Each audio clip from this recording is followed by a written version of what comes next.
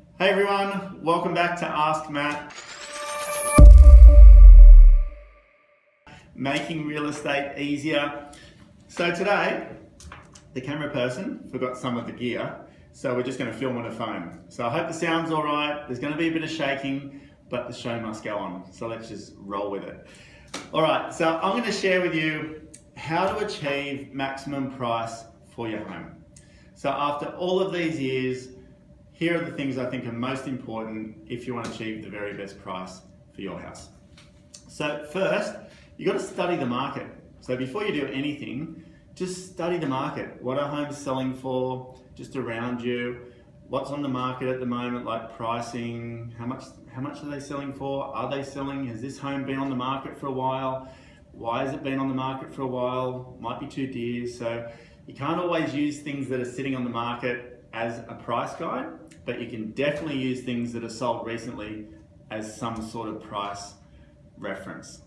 So study what things have sold for. Get a really good understanding yourself. So when you're talking to agents, you sort of can sense which agents know their stuff and not. That's what I would say. There's definitely a sweet spot with price. Okay, so there's definitely a sweet spot when you hit the market and you hit that price point where the market responds. It's like, I call it the sweet spot. The market is attracted to your home. It gets traction very easily. So let's talk about that later anyway. Number two, understand how many homes are on the market today. So if you're in an area that's pretty popular and there's not much for sale, that's awesome, because you're gonna probably get competition around your home. You can still overcook your house even if the market is really good. So you can still overprice it. You do not want to overprice your house. You want to make sure you hit that sweet spot. Once you hit that sweet spot, competition will happen. Things will get exciting. When things get exciting, your price will be better. But there's a whole lot of other things that need to happen as well. Understand this. So this is called a buyer wave. So this is number three. When your house goes on the market, in the first 2 weeks is the most exciting period here. This is where all the action happens. Because you've got to picture it like this. You launch your house into the market, all of the buyers out there right now who are looking for something in your area are waiting. So you put your house on the market, you're the next exciting thing to get in front of them. So here, people quite often say, if they get an offer in the first week or so, they quite often say, oh, it's early days, we'll just see what happens. No. It's not early days, it's late days. Because some of those buyers might have been looking for 6 months or a year. It's early days in your world, but it's late days in their world. They're ready to pounce. So with technology these days and with agents' databases, you should be able to get traction straight away. So this is a really good place to see what's happening here. The first week is where it all happens. There's no such thing as early days in real estate. There is such thing as it's early days, I'm not going to accept an offer, I'm not even going to pay attention to an offer, I'm going to wait too long and miss the market. That happens. So forget that saying. That saying is, yeah, I get it, it's early days, but you need to see it as late days. The first week will tell you what's going to happen. If it's not happening in the first week, you need to make some changes. If it's really happening in the first week, you need to make some other choices, which I'm going to share with you in a sec. You have to present your home to kill.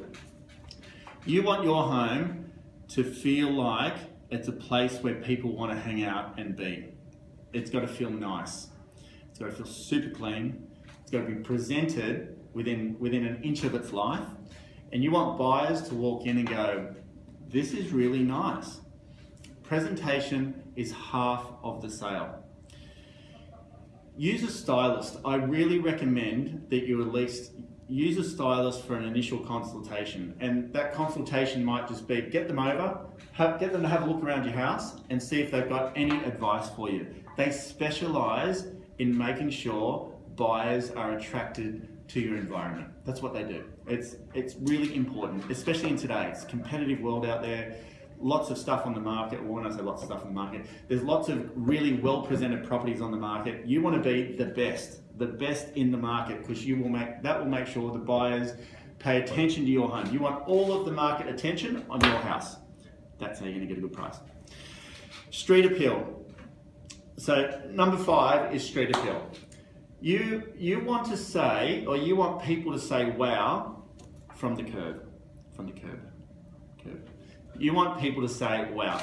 And we all do it. So when a house hits the market, what's the first thing you do? You drive past. So you see all the photos, whatever, you get excited, you show Jan, look at this. This is a house that's just come on the market, we want to go and have a look at it. You get in your car and you drive past. You want the sale process to start from the curb. You want them to go, that's my house. If it starts there, all now that's got to happen is they've got to match, the inside's got to match the outside, and you've got a really emotional buyer on your hands. Then it's going to come down to the agent's skill set after that. That's how important it is. Make sure your landscaping's nice, make sure your gardens are nice, make sure your lawn is mowed, make sure that things are painted on the outside, make sure the gutters are new or fixed or whatever. Make sure people say, wow. Street appeal is, it's not the most important thing, but it's the first thing. You only get one chance to make a first impression, and they're going to do it from the street. They're going to almost decide if they want to buy your house from the street. Here's an example. I was looking for a little boat for my kids, and I was looking last night on the net and saw one, flicking through all of them, like having a look through all these ones, and one caught my eye. And instantly I went, that's the one. I didn't understand it, but that's the one. I thought, yeah, one of my kids is a surfer. I was like, yeah, he'll love that, going out to, we live near this break, little kids love to fish. So I could see myself in this boat fishing with them and surfing with them. But I almost bought that before I'd even seen it. That's how important the wow factor is. You want your home to be exactly the same. You've got to choose an agent with skill. So when you're interviewing agents, so we've gone past that presentation thing and getting ready and all of that, now you're talking to agents. You want to choose an agent with skill, because an agent with skill is going to help you defend your price. Sales don't just happen. Yeah, sure, you can sell your house, but you want to see if you can get into the 10% zone. The 10% zone is the emotional range that's above market.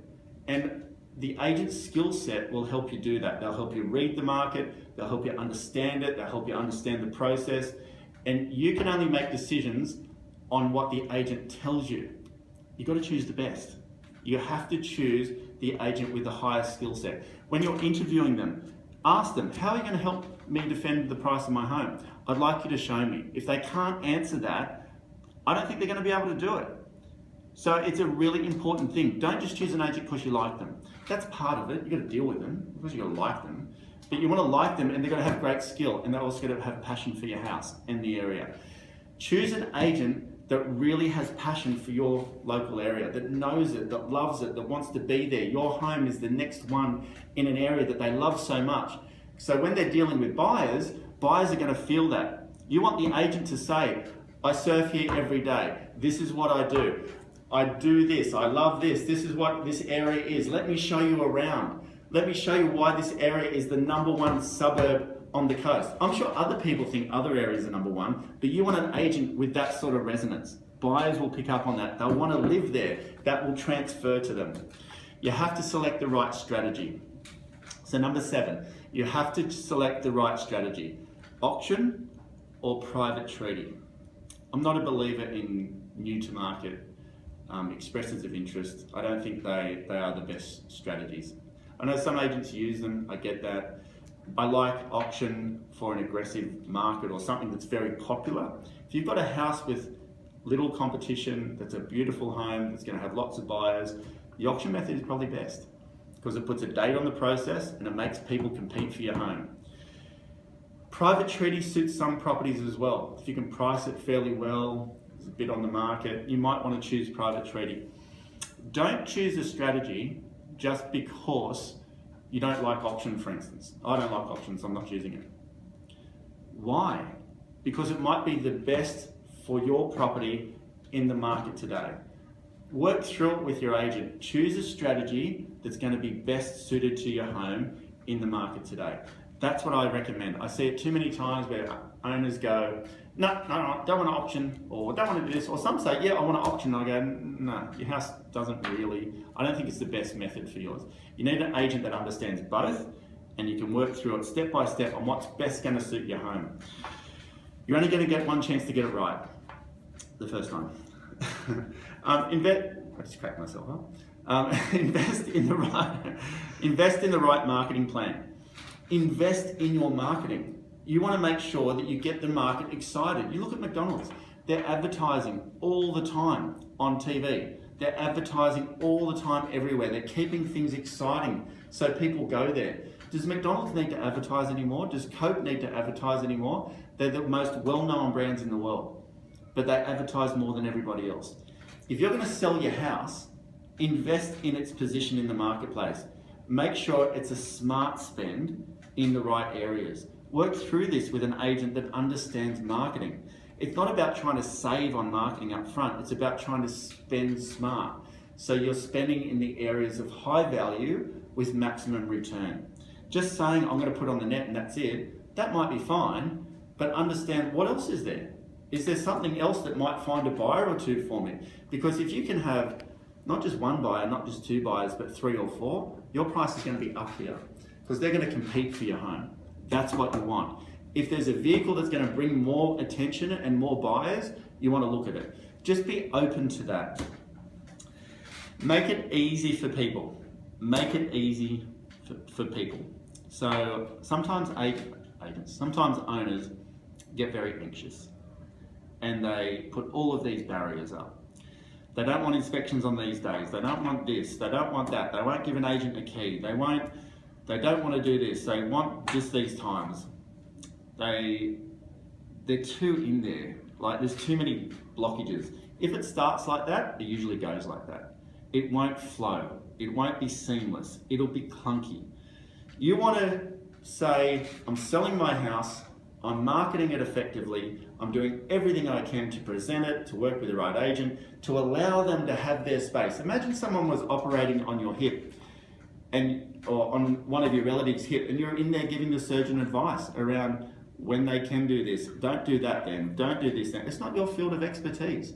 You want to say to the agent, here's the key to my house, give me notice for inspections, you can come through at any time, just give me a bit of notice and we'll work seamlessly together. When you have that, they always go well because there's flow around it. So you might have some restrictions that you need to work through, like you might be a shift worker, it might be whatever. Try and minimize it for those 4 weeks because it's a month out of your life to get this process right for hopefully a really large return. So you want to invest your time, energy and effort into that. You might have to work around it yourself, maybe. But I'm sure your agent can accommodate some of them, just don't make it too difficult. So a couple more and we're done. Be open with feedback. So you want to work closely with your agent in understanding it, but just be open, be interested. What are people saying? You know, just because you think your home is here and the feedback is here, it's not a bad thing. Sometimes you have to adjust to go forward. A little example, I'm selling a beachfront up north a little bit. High 2s is where we all thought, all the comparables, everything. Feedback was coming in more low to mid 2s. We weren't getting the interest that we wanted. After 1 week, we adjusted straight down and we were pitching it in the mid 2s. And I was saying to people, some of the interest, or most of the interest is being in the lower to mid 2s. Most of it is in the mid 2s. The owners were fine with that. Now I have 10 buyers on the house. The auction is next week. So that after 1 week, the market wasn't sticking. Adjusted straight down, the owners took my advice around it. We looked at it really closely and transparently. We made a decision to adjust and scoop up the buyers. Now I've got 10 buyers on it. I reckon next Saturday, I'm going to have an auction that's going to be amazing because I've got the competition now and we'll get back to where we need to be. That's what I mean about listening. Don't be too close to it. The owners could have said to me, nah, we're just going to stay there and that's it. I would have got to next week and I don't think I would have had any interest on the house or very little. The result wouldn't have been the same. So just be open. Be open to understanding the feedback. Last one. You can only do what you can do. That's it. You can't do anything else. You can set it up right. You can present your home well. You can do all your research. You can work with a stylist. You can make your street appeal okay. Fantastic. Not just okay. Fantastic. You can select the right agent. You can select the right strategy. You can market it right. You can set it up right. You can listen to feedback. You can make it easy and you can just be good with the process. That's all you can do. Then you've just got to be okay with the outcome. If you're relaxed about it and you just see it as, that's it, I can't do anything else, here's what happens.